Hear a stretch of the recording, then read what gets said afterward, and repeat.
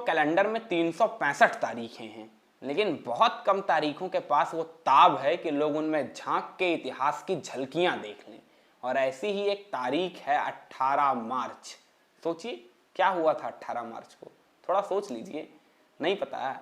18 मार्च 1975 ये वो तारीख है जिस तारीख ने हिंदुस्तान के इतिहास में राजनीति की एक नई दिशा तय कर दी। ये वो तारीख है जिसने हिंदुस्तान में पहली गैर कांग्रेसी हुकूमत की नींव रख दी। ये वो तारीख है जो अगर ना होती, इस दिन होने वाली पटना की सड़कों पे वो रेल वो ना होती, तो शायद इंदिरा गांधी का जादू, इंदिरा गांधी का तिलिस्म कभी इस देश के ऊपर से टूटता ही ना, और शायद भारतीय राजनीति में गैर कांग्रेसी हुकूमत सिर्फ और सिर्फ एक सपना बन के रह जाती। क्या हुआ था 18 मार्च को? इंटरेस्टिंग। और 18 मार्च के दिन ही लालू प्रसाद यादव ने अपनी मौत की अफवाह क्यों उड़ाई थी, ये भी कम दिलचस्प नहीं है। इंदिरा गांधी की हुकूमत में लालू प्रसाद यादव का अपनी मौत की अफवाह उड़वाना क्यों उड़वाई थी, किस लिए उड़वाई थी, और 18 मार्च की वो घटना क्या थी जिसने इस देश में पहली गैर कांग्रेसी हुकूमत की नींव रख दी थी। पधारिए पधारिए, अभी तो पधारे हैं, 2 मिनट रुक जाइए, आराम से किस्सा समझाते हैं, तनिक आराम से बैठिए। अब चलिए 18 मार्च 1975 को मेरे साथ बिहार इन दिनों छात्र आंदोलन की आग से झुलस रहा था। गुजरात के छात्र आंदोलन से शुरू हुई आग हिंदी पट्टी को जलाती हुई बिहार पहुंच चुकी थी। बिहार में छात्र आंदोलन पूरी रफ्तार से बढ़ रहा था। कारण फिर वही था, छात्रों की ऐसी मांगें जो सिर्फ छात्रों को प्रभावित ना करती हों, पूरी जनता को प्रभावित करती हों। मसलन भ्रष्टाचार, महंगाई, परिवहन का किराया, ऐसी मांगें थीं जो हर व्यक्ति की रोजमर्रा की जिंदगी में महत्वपूर्ण स्थान रखती हैं। और दूसरा, छात्रों का अपनी मांगों को लेकर विश्वविद्यालय प्रशासन के सामने नहीं बल्कि प्रदेश सरकार के सामने अड़ना। तो निश्चित रूप से छात्र आंदोलन एक जन आंदोलन में तब्दील हो चुका था। और 18 मार्च 1975 की तारीख को इंजीनियरिंग कॉलेज के छात्रों ने, ये पटना का वो इंजीनियरिंग कॉलेज है जो समूचे बिहार की राजनीति की प्रयोगशाला बन चुका था।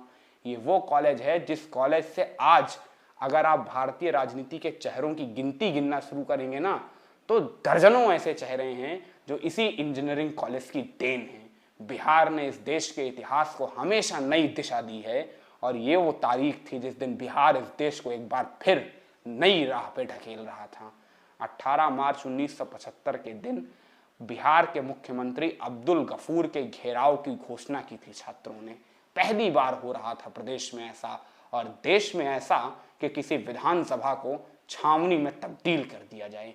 पूरी विधानसभा की बैरिकेडिंग कराई गई थी। ऐसा नज़ारा इस देश ने कभी नहीं देखा था। कारण कि इस देश के छात्र मुख्यमंत्री का घेराव करके सिर्फ मुख्यमंत्री को एक ज्ञापन सौंपना चाहते थे, अपनी मांगों से अवगत कराना चाहते थे, इसके सिवा कुछ नहीं था। लेकिन सत्ता का अहंकार था कि इस देश में एक प्रदेश का मुख्यमंत्री अपने प्रदेश के छात्रों से मिलना नहीं चाहता था, और इसके लिए समूची विधानसभा की बैरिकेडिंग कर दी गई थी। सुबह 10 बजे थे। लालू प्रसाद यादव इंजीनियरिंग कॉलेज से सुशील मोदी के साथ, नीतीश कुमार के साथ कुछ छात्रों को लेकर निकले विधानसभा के लिए। तब तक कॉल की जा चुकी थी, पूरे प्रदेश भर में यह आह्वान किया जा चुका था कि जितने भी लोग पहुंच सकते हैं पहुंचें। लेकिन उम्मीद बहुत कम थी, क्योंकि इंजीनियरिंग कॉलेज से जब ये छात्र निकले तभी केवल 20-30 लड़के इनके साथ थे। क्योंकि शासन सत्ता का खौफ झेल पाना भी आसान बात होती नहीं है। जब सत्ता आपके खिलाफ होती है, जब सत्ता का चाबुक आपकी पीठ पर पड़ने के लिए तैयार होता है, फिर भी सत्ता की आंख में आंख डाल के जो बात करता है वो नेता बनता है। और ये ताप सब में नहीं होता है। बहुत गिने चुने लड़के थे सुशील मोदी और लालू प्रसाद यादव के साथ। बताओ, सुशील मोदी अपने इंटरव्यू में वो बताते हैं कि जब इंजीनियरिंग कॉलेज से वो निकले तब उन लोगों को खुद भी नहीं उम्मीद थी कि ये छात्र आंदोलन इतना सफल हो चुका है पहले से। तो 20-30 छात्रों को देख के छात्र नेताओं का थोड़ा सा मनोबल गिरा। लालू प्रसाद यादव तो सुशील मोदी से कह के साथ ही में निकल गए कि आप आइए, हम पहुंच रहे हैं।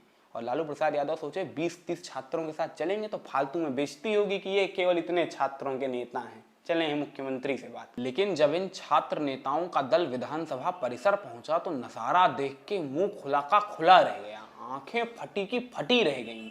उम्मीद के एकदम उलट। कहाँ उम्मीद थी कि 300-400 से ज्यादा छात्र नहीं होंगे और कहाँ 30 से 40 हजार छात्रों की आमद।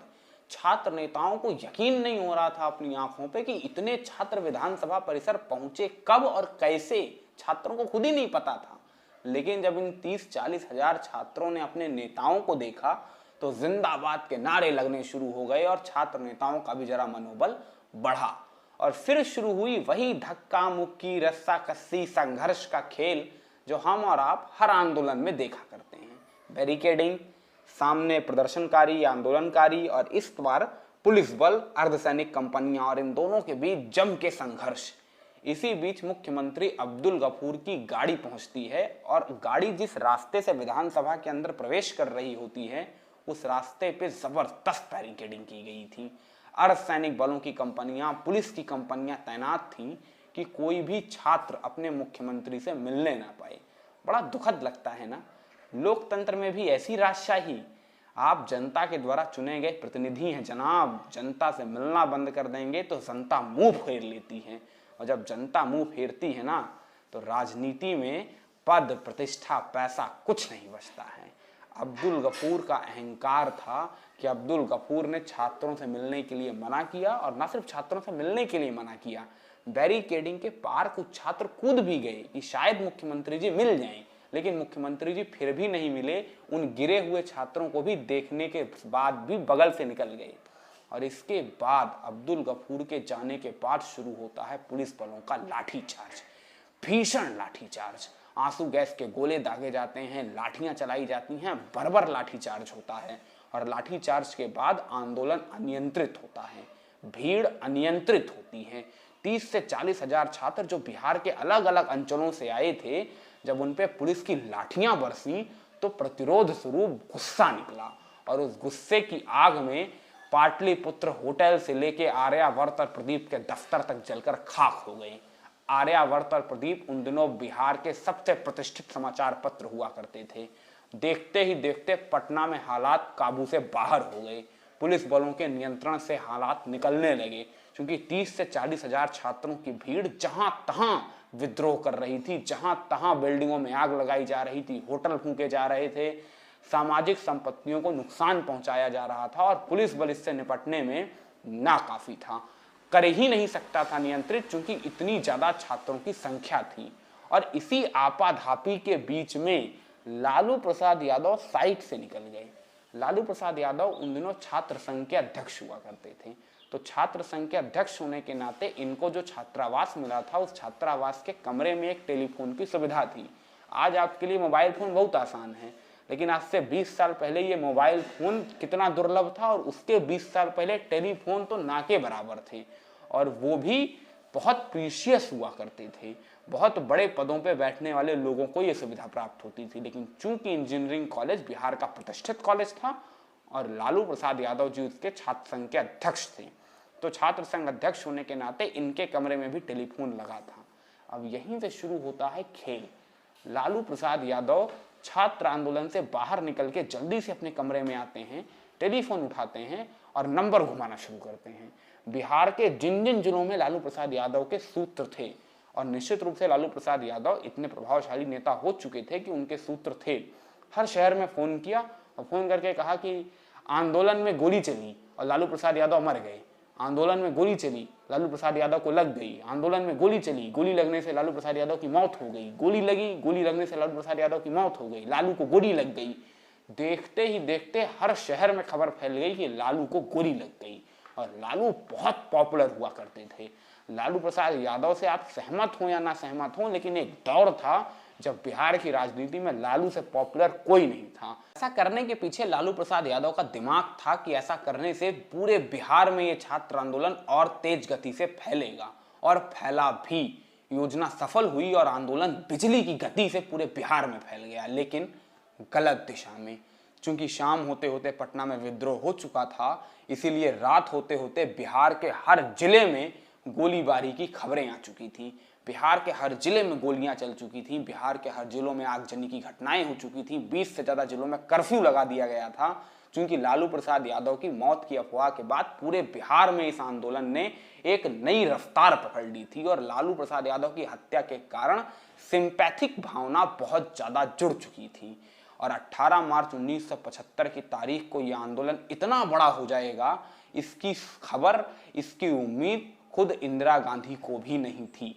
और इसके बाद विद्यार्थी परिषद के नेता जाते हैं जेपी के पास और फिर जेपी इस आंदोलन के अगुआ बनते हैं और फिर आगे जो होता है जेपी के नेतृत्व में जो आंदोलन चलता है वो इतिहास है, बताने की आवश्यकता नहीं है। अगर आप कहेंगे तो जेपी के आंदोलनों पर मैं एक वीडियो ज़रूर बनाऊंगा जिसमें जयप्रकाश नारायण की कहानी होगी, जिसमें जेपी की उस क्रांति की कहानी होगी जिसने एक 75 साल का वृद्ध पुरुष इस देश के नौजवानों में चिंगारी भरता है, जहां एक 75 साल का वृद्ध पुरुष इस देश की जनता की आंखों में जलने वाली नव दीपक की उम्मीद बनता है।